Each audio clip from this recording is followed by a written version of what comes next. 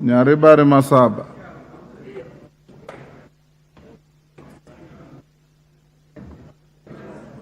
Give him a mic. Take the one next. Thank you, Mr. Speaker. I rise to support the motion of impeachment of the Honorable Mithika Linturi as CS for Agriculture.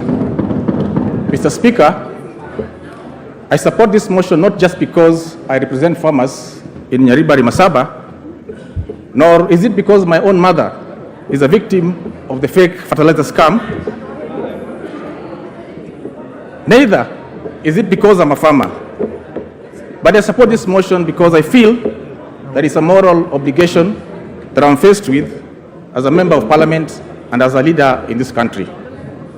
Mr. Speaker, when the fake fertilizer scam came up, Honorable Linturi went to the media and denied the existence of any fake fertilizer.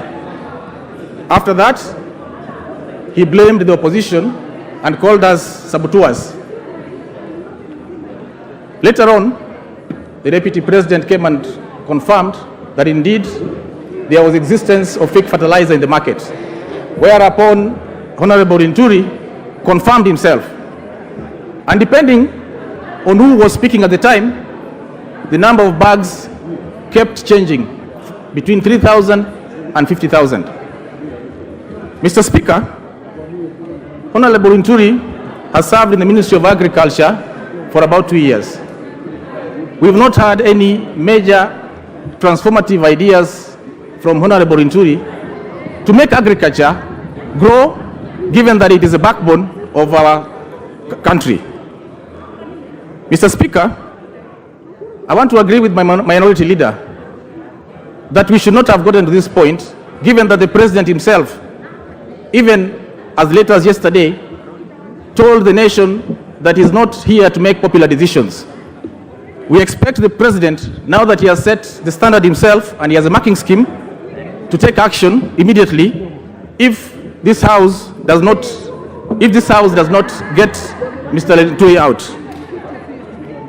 Honorable Speaker, our agriculture sector has faced a serious downturn, and it is time that the President puts somebody who can upturn the sector, given that millions and millions of our people depend on agriculture.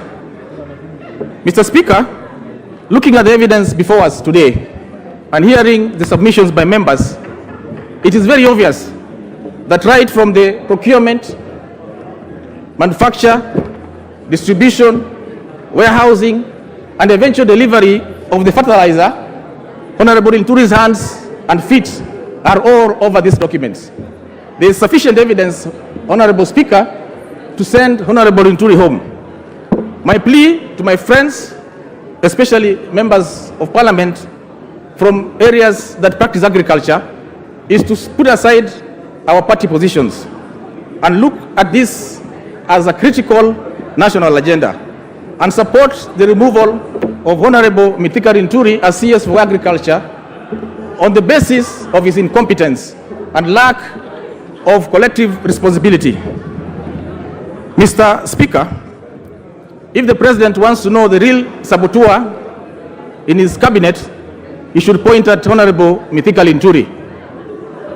Our farmers, if you get a low yield this year or your crop fails, point at the face of Honorable Mithika Linturi. To our children who are watching TV today, if your teacher asks you what the definition of incompetence is, tell him it is Honorable Mithika Linturi. Thank you, Mr. Speaker. Rahim Daud.